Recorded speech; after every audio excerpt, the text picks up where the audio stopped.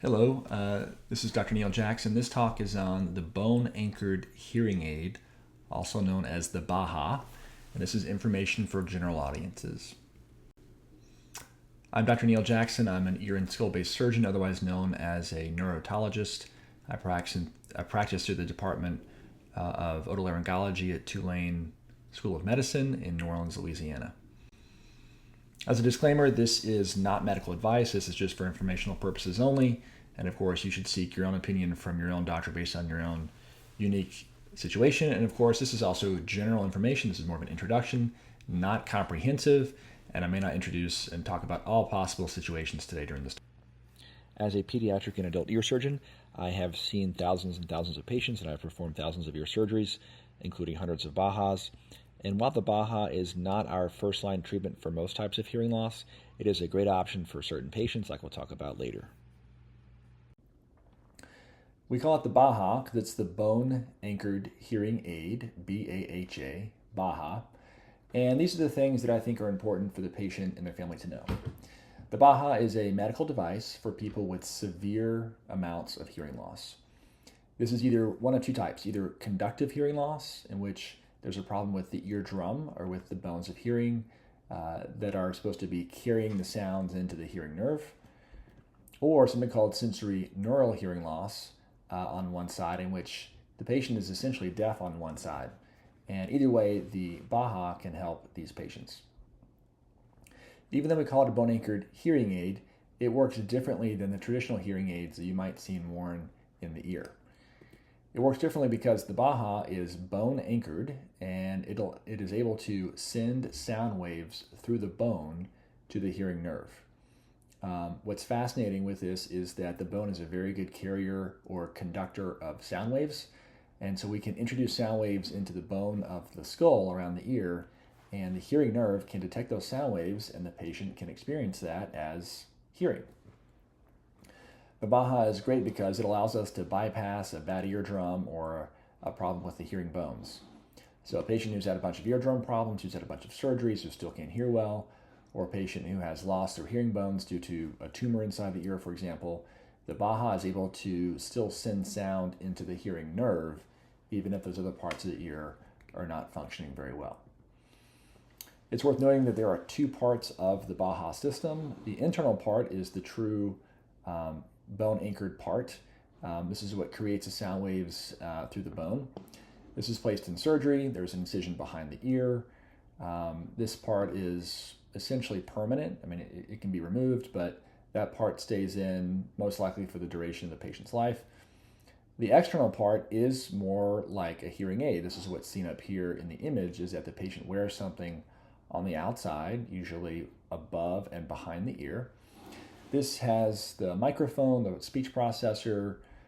This is something that can be removed by the patient whenever they want to. It's just held in place by a magnet, so they can just simply pull it off.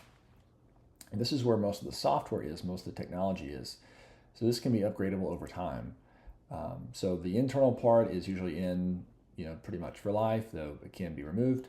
But the outside part can be easily removed by the patient whenever they choose to do so, and it is also upgradable over time. Surgery to place the BAHA takes about 1 hour, sometimes a little less. It's done with the patient asleep in the operating room at the hospital, and they can go home the same day. There are some stitches that are placed behind the ear, and they all dissolve. Overall, it's a very safe procedure. There is a very low rate of what we call a complication or a problem with surgery. I would say about 1%. This is in contrast to some of the more traditional BAHA surgeries, which we'll talk about in a second, which would have more wound issues and other issues long term. But the modern version is very safe with the magnets, as we'll talk about. The implant is then activated about 4 weeks later. It takes about a month for the bone anchored part to heal into the bone very well. And so about a month later, we're able to activate the patient, meaning we can turn on the implant and they can start to use it. And after that, there's very little adjustment needed. The patient can usually observe pretty immediate benefits from wearing the BAHA. So again, maybe to put it more simply, the BAHA, the bone-anchored hearing aid, it is able to detect and send sound waves through the bone through something we call bone conduction into the nerve. And so the outside part is kind of like a hearing aid. It's got a microphone and a processor, and the inside part is what actually creates the sound waves, which then can travel through the bone, as seen here with these orange marks, travels through the bone, then into the hearing nerve, and the patient can hear.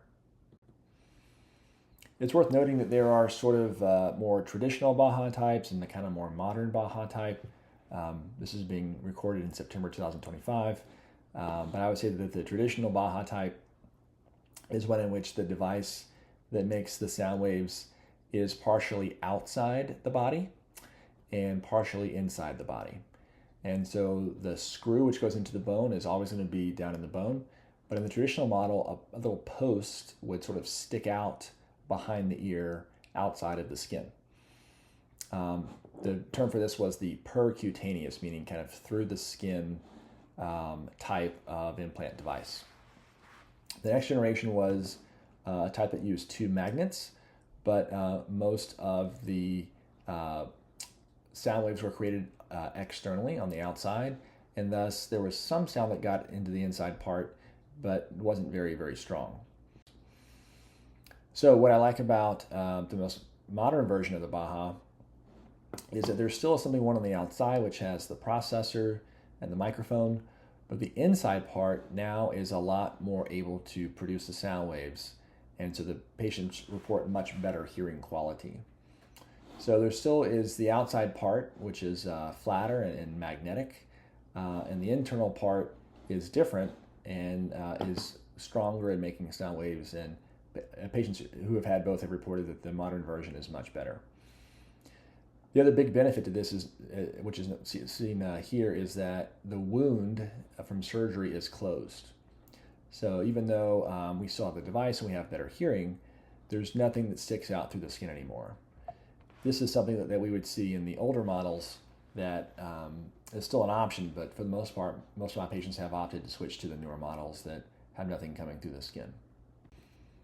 The other problem with that, as I mentioned, with having sort of this open issue with the traditional BAHA, is that some patients would have wound issues.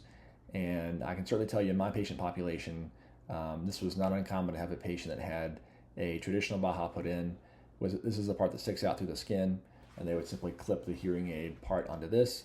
But as you can see, these patients sometimes just have issues where their wound gets infected, it gets inflamed, and the patient's not able to wear the device, and for some patients it was a very frustrating experience. So far I've used the term BAHA a lot. We have other names for this, like a bone conduction device. You may see BCD, you may see a bone conduction implant, or BCI, different names for kind of the same thing. It's also worth knowing that there are different manufacturers, there's different companies that each kind of make their own version of the bone anchored hearing aid. So Cochlear, Med-El, and Oticon are the three companies currently that make bone conduction devices. Which patient is best benefited by the BAHA? Like who is the BAHA designed for? It's for patients who have either conductive hearing loss, and the BAHA is able to bypass those bad parts of the middle ear so the sounds can reach the inner ear where the cochlea is, or the patients who have bad sensorineural hearing loss or deafness in just one ear. And this allows the sounds to be routed or sent over to the other side of the skull, to the other inner ear, where the other ear can detect the sounds. So we would say the two medical causes would be conductive hearing loss and single-sided deafness. But what does that mean from the patient's perspective? So patients who have had chronic ear infections, they've had so much wear and tear on the eardrum and on the delicate bones of hearing that sometimes their hearing is just very poor at this point in their life. Also, patients who have had something called Cholesteatoma. This is a growth inside the ear that can destroy the eardrum as well as the bones of hearing. And if those bones of hearing are lost, we can sometimes reconstruct them and have a good outcome, but sometimes it's difficult to reconstruct them if the damage has been pretty significant. And for those patients, a BAHA sometimes is an excellent option. Also, we talk about people that have single-sided deafness. Some children are born deaf on one side, and so they don't hear any sounds on that side, but with a BAHA, including a BAHA put on a headband, they can at least be aware of the sounds on that side. There's also adults who, for whatever reason, have acquired deafness on that side, whether it's due to a bad infection or a tumor on that side. If they are essentially deaf on that side, we can use the BAHA the hear sounds on that side and direct it to the hearing nerve on the other side for the patient to be able to hear it. And then finally, there are some children who are born without an ear canal. And so they don't get any sounds going through the eardrum or through the bones of hearing. And so a BAHA is a great option for them as well. Just to review some of the anatomy there. So we talked about, this is the outer ear on the side of the head. This is the ear canal. This is the eardrum, seen partially cut away, so we can see the first, second, and third bones of hearing. This is the malleus, incus, and stapes, or you might have learned them as the hammer bone, the anvil bone, and the stirrup bone. These are all parts of the mechanics of the ear, which help to carry the sounds into the ear. So if you have a problem in this region, that's going to be a conductive hearing loss. Then anything beyond that, this is here in the cochlea. Cochlea is what has the different turns and spirals. Here's the hearing nerve onto the brain. This is all that sensorineural part that we talked about as well. So I tell my patients that if they were to draw a line on this diagram between the sort of this outer part and this inner part, we can see that any problems on the outside are the conductive hearing loss, anything on the inside is sensorineural hearing loss. Again, some examples would be things like having middle ear fluid, which is fluid behind the eardrum, or a hole in the eardrum, or a problem with the ossicles, or not having an ear canal. Those are all causes of conductive hearing loss. And then there's even more causes of sensorineural hearing loss, things like loss of the cells, the hair cells inside the cochlea, or cochlear cell dysfunction. If the cochlea is not formed right during birth, the patient has something called enlarged vestibular aqueduct, meningitis, and so on and so forth. So there's many, many causes that can lead to either a conductive hearing loss or a sensorineural hearing loss on one side. If you'd like to see more about the surgery, I have recorded the whole thing. It's on YouTube. This is the title of the video. It's under my YouTube page. If you want a few just highlights from the surgery itself, there's really three main steps. One is the incision, which is done behind the ear. So here, this is a right ear. The ear is kind of forward in our view. We've made the incision behind the ear, like so. We have a retractor placed to hold the soft tissue apart. And basically, we go down to the level of the bone behind the ear, and that's where the implant's going to go. We basically drill a small hole and then put this internal screw through that hole, and then the device gets attached to that screw as well. So this is the device that creates the sound waves. This is on the inside. And then the patient will wear something up here on the outside that has a magnet that attaches to the rest of this device. After that, the wound is closed. All the stitches are placed that will dissolve. And we really don't have to do anything else with this wound. This wound will do very, very well over 99% of the time. So if the patient is interested in the BAHA, then we schedule what's called a BAHA simulation or a BAHA assessment. This is done in the office with a member of the audiology team who is familiar with BAHAs. This is non-invasive, so even though the BAHA itself is surgical, this is just a non-invasive way to just sort of do a simulation or like a practice trial in the office. And so we use a BAHA type of device that's placed over the scalp, just on a little headband. And basically what we're doing is we're simulating what it would be like to hear with the real BAHA. So the patient wears it. We'll do a formal hearing test with the tones and the speech to see, does the patient hear the tones louder? Do they hear the speech and the words more clearly? And if the patient does receive benefit from this BAHA simulation, then that tells us that they would do well with the real BAHA implant and that surgery is an option for them.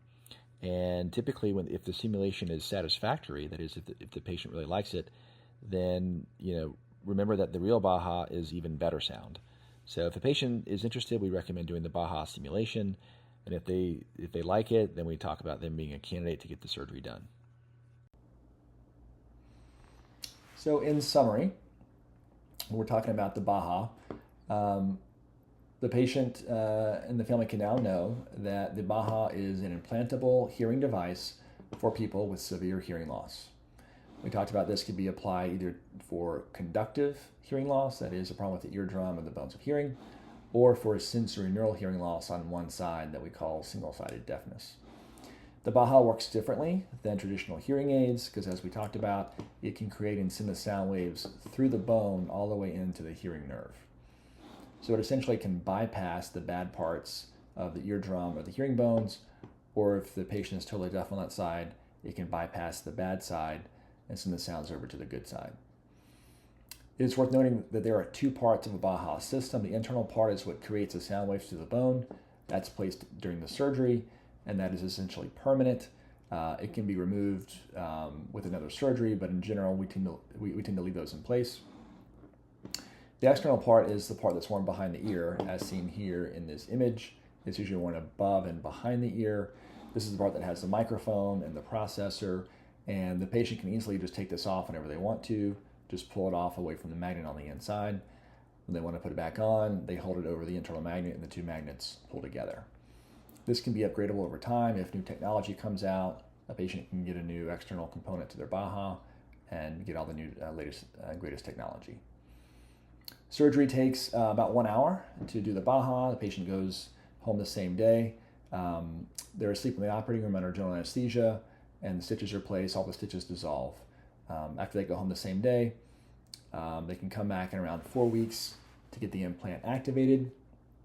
The procedure is very safe. There's a very low complication rate of about 1%, and patients do very well if the BAHA is the right thing for them. Thank you for watching this video.